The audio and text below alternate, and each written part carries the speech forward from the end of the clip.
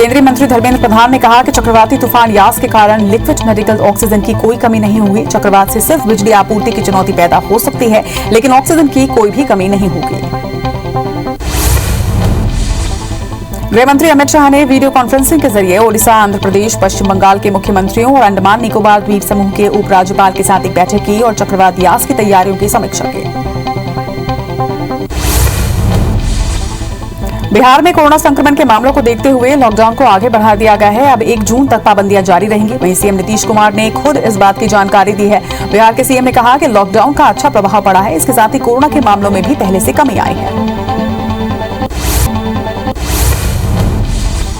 कई राज्यों की तरह जम्मू और कश्मीर ने भी ब्लैक फंगस को अधिसूचित बीमारी घोषित कर दिया है। बता दें कि ब्लैक फंगस के मामले देश भर में तेजी से बढ़ते जा रहे हैं, जिसे देखते हुए जम्मू और कश्मीर में भी इसे अधिसूचित बीमारी घोषित किया गया है।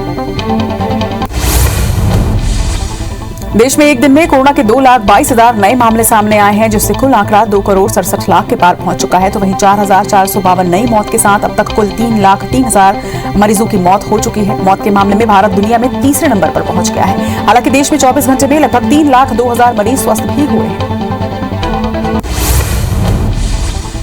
महाराष्ट्र में 26,672 नए मामलों से कुल आंकड़ा 55,79,000 को पार कर चुका है। वहीं राज्य में 1,320 मौत के साथ अब तक 88,620 मरीजों की यहां मौत हो चुकी है। वहीं एक्टिव मरीजों के आंकड़े की बात करें तो ये 3,48,000 के पार हो चुका है। राज्य में 29,000 से ज्यादा मरीज स्वस्थ हुए हैं। वहीं पुणे में 3,057 और मुंबई में 1,427 नए केसों की पुष्टि की गई। जम्मू कश्मीर के उपराज्यपाल मनोज सिन्हा के निर्देश पर कठुआ जिले की पंचायतों में 5 कोविड केयर सेंटर तैयार किए जा रहे हैं और कई जगह सेंटर बनकर भी तैयार हो चुके हैं। बता दें कि गांव के लोगों को कोरोना से बचाने के लिए केयर सेंटर बनाना जरूरी हो गया है।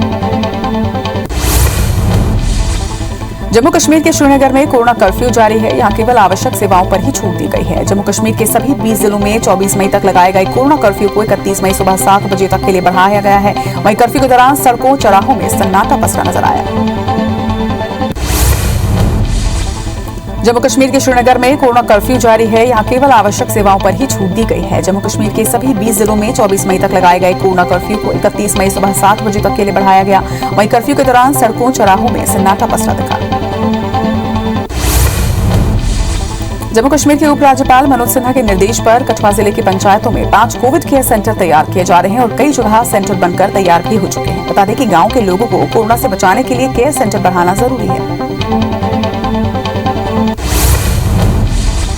उत्तराखंड सरकार ने लॉकडाउन 1 जून तक के लिए बढ़ा दिया है। केवल आवश्यक वस्तुओं की ही बिक्री की परमिशन दी गई है। वहीं राज्य में कोविड की समीक्षा के दौरान सीएम तीरथ सिंह रावत बोले कि तीसरी लहर में बच्चों पर ही फोकस किया जाएगा। वहीं प्रदेश में ब्लैक फंगस की आहट पर इस महामारी घोषित कर दिया है।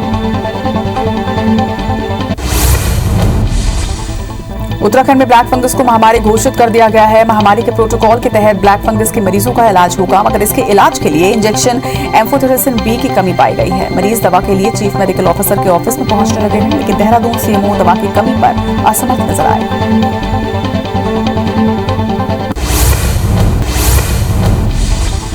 ग्रुप ऑफ मिनिस्टर्स की 27वीं बैठक में केंद्रीय स्वास्थ्य मंत्री डॉक्टर हर्षवर्धन ने कोरोना पर जानकारी शेयर की। उन्होंने कहा कि देश में पिछले 24 घंटे में 4,454 दुर्भाग्यपूर्ण मौतें हुई हैं। सबसे ज्यादा 1,320 मौतें महाराष्ट्र में हुई, तो वहीं कर्नाटक में 624, तमिलनाडु में 422 और उत्तर प्रदेश में 231 लोगों ने अपनी जान गंवाई है।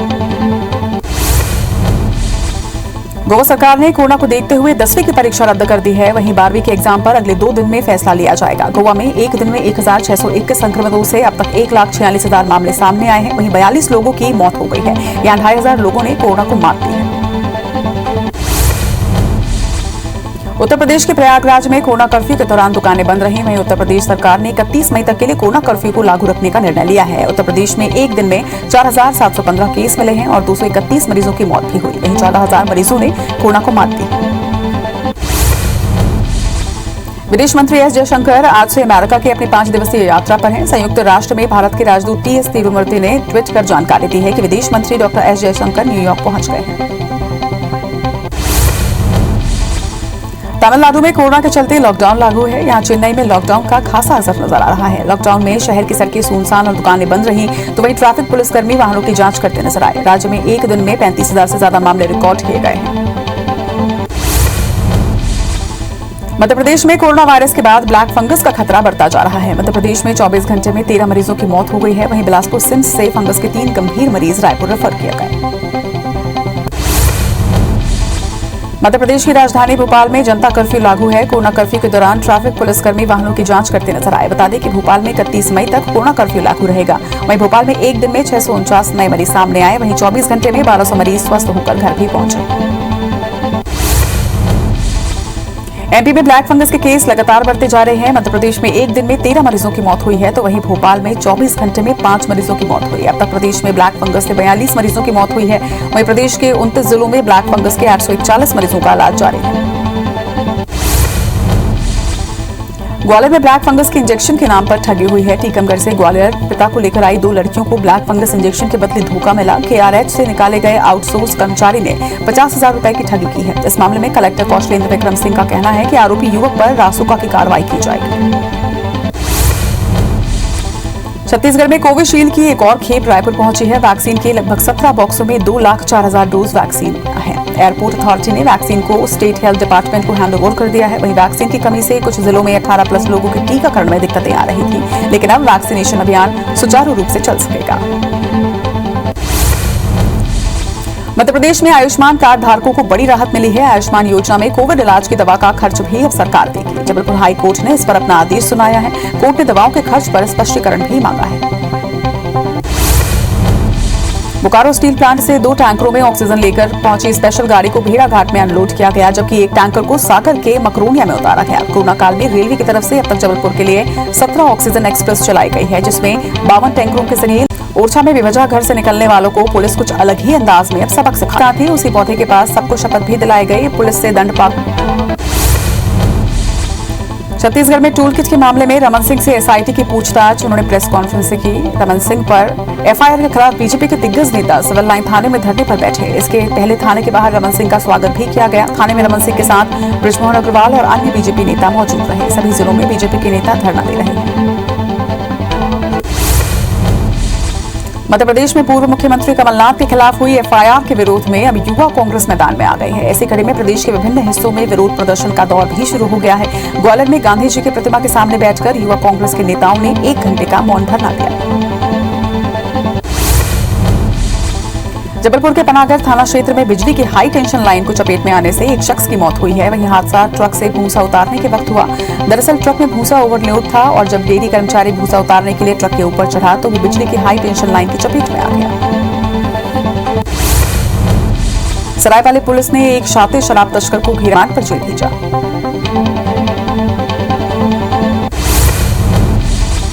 नीमच में देह व्यापार करने वाले समुदाय के 50 परिवारों को जिला सत्र न्यायाधीश और ADG ने राशन वितरित किया। न्यायाधीश हृदय श्रीवास्तव ने कहा कि लॉकडाउन के चलते सभी के कामकाज बंद है। ऐसे में समुदाय की महिलाओं के सामने खाने पीने के सामान तक का संकट खड़ा हो गया है। ऐसे हालात में उनकी मदद की जा रही है। ग्वालियर जिले में कोरोना संक्रमण के नए मरीजों की संख्या भले ही कम हो रही है, लेकिन संक्रमण के कारण होने वाली मौतों का सिलसिला जारी है। ग्वालियर के 12 लोगों की मौत हुई है। वहीं जिले में अब तक कोरोना संक्रमण से मरने वालों की संख्या 1157 तक पहुंच चुकी है। इसके साथ ही रविवार को 3000 सैंपल की जांच में 108 नए संक्रमित मरीज भी सामने आए। मध्य प्रदेश में संविदा स्वास्थ्य कर्मियों की अनिश्चितकालीन हड़ताल को लेकर केंद्रीय मंत्री फग्गन सिंह कुलस्ते ने बयान दिया है। कुलस्ते ने कहा कि ऐसे समय में हड़ताल ठीक नहीं है। आज पूरा देश संकट से जूझ रहा है। हमारी पहली प्राथमिकता इस संकट से उबरना है। हम सबका सम्मान करते हैं और सरकार सबके बारे में सोच रही है। मध्य प्रदेश में संविदा स्वास्थ्य कर्मचारी आज हड़ताल पर चले गए। NHM के 19,000 कर्मचारियों की हड़ताल में शामिल होने की संभावना है। उनकी तरफ से वेतनमान और निष्कासित कर्मचारियों की बहाली की मांग रखी गई है। वहीं प्रदेश में हड़ताल से स्वास्थ्य सेवाओं पर असर पड़ा है। रतलाम में किल कोरोना अभियान के आड़ में ईसाई धर्म के प्रचार का मामला सामने आया है। महिला डॉक्टर ने प्रार्थना से खुद के ठीक होने का दावा किया। गांव-गांव जाकर धर्म से जुड़े पर्चे भी बांटे गए।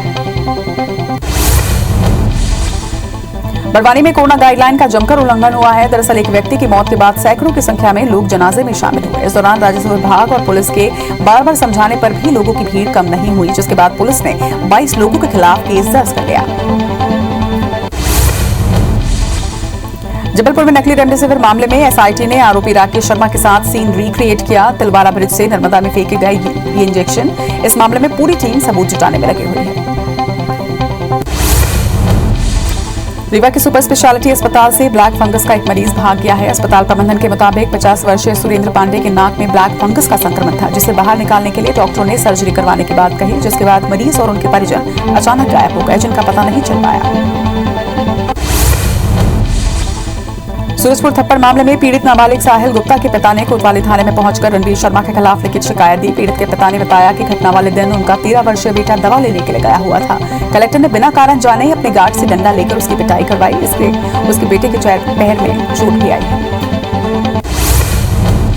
माटापारा के व्यापारियों ने सीएमओ आशीष तिवारी पर कार्रवाई के नाम पर दुर्व्यवहार का आरोप लगाया है। नाराज व्यापारियों का सीएमओ के साथ जमकर विवाद भी हुआ। एसडीएम और पुलिस ने हस्तक्षेप कर मामला शांत करवाया। वहीं सीएमओ ने थाने में व्यापारियों के खिलाफ शिकायत दर्ज करवाई है, तो वहीं सीएमओ के खिलाफ व्यापारी संघ ने एसडीएम से मुलाकात भी की। अंबिकापुर में बीती देर रात एक दर्दनाक सड़क हादसे में एक युवक की मौत हो गई। हादसा शहर के रिंग रोड के पास हुआ, जहां स्कूटी और कार के बीच जोरदार टक्कर हो गई। हादसे में स्कूटी सवार युवक की मौत हो गई है और एक की हालत गंभीर बताई जा रही है। वहीं हादसे के बाद कार सवार मौके से फरार हो गया है।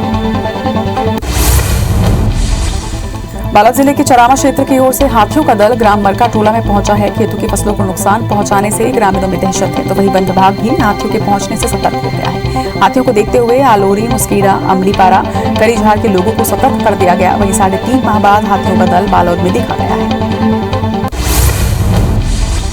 चंबल अंचल में अवैध शराब का कारोबार फल फूल रहा है। मुरैना जिले में 5 लाख कीमत की 40 पेटी अंग्रेजी शराब को नूराबाद पुलिस ने जब्त किया।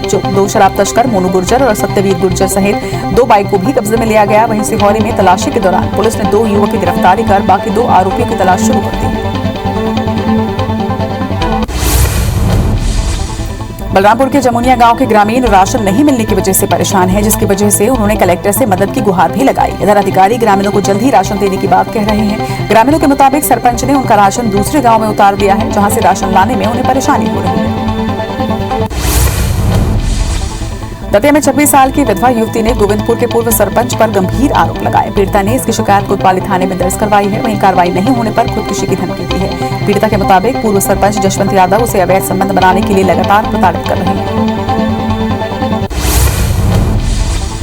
मेडी के चंबल घाट से जलीय जीवों की तस्करी करने वाले 2 तस्करों को वन विभाग की टीम ने पकड़ा है। इसके साथ ही उनके कब्जे से दुर्लभ प्रजाति की कछुआ और मछली भी बरामद की गई। एसडीओपी श्रद्धा पांडे ने बताया कि पकड़े गए दोनों आरोपी स्थानीय निवासी हैं। वहीं आरोपियों को न्यायालय में पेश कर जेल भेज दिया गया है।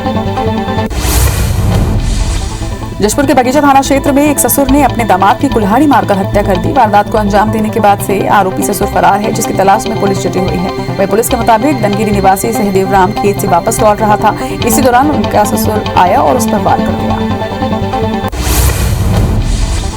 बिलासपुर हाई कोर्ट ने फल व्यापारी की याचिका पर सुनवाई करते हुए नगर निगम की कार्रवाई को गलत करार दिया। कोर्ट ने व्यापारी की याचिका पर सुनवाई करते हुए कहा कि तिफरा स्थित फल मंडी निगम क्षेत्र में नहीं आता, इसलिए फल व्यापारी के खिलाफ की गई निगम की कार्रवाई अनुचित है। बलरामपुर जिले के राजपुर थाना क्षेत्र में 40 साल की अधीर रामनाथ मानसिक रूप से कमजोर युवती के साथ रेप करता रहा। पीड़िता रिश्ते में आरोपी की पोती लगती है। गर्भवती होने पर परिजनों को उसके साथ हुए अत्याचार का पता चला। पीड़िता के मेडिकल चेकअप में उसके गर्भवती होने की पुष्टि हुई। पुलिस ने आरोपी को गिरफ्तार कर लिया है। भोपाल के ऐशबाग थाना इलाके में बच्ची के झगड़े में 2 परिवार आपस में भिड़ गए। एक पक्ष ने तलवार और डंडे से हमला किया। वहीं हमले में 5 लोगों को गंभीर चोटें आई हैं, जिनका अस्पताल में इलाज जारी है। मामला चंबल कॉलोनी का है। श्योपुर में युवकों के अपहरण की कहानी पुलिस को झूठी लग रही है। पुलिस ने दोनों युवकों के खिलाफ कार्रवाई करने की बात कही। वहीं मवेशियों को चराने निकले दोनों युवकों के अपहरण हो जाने की शिकायत मिली थी, लेकिन जांच के दौरान दोनों युवक बदमाशों के चंगुल से बाहर मिले।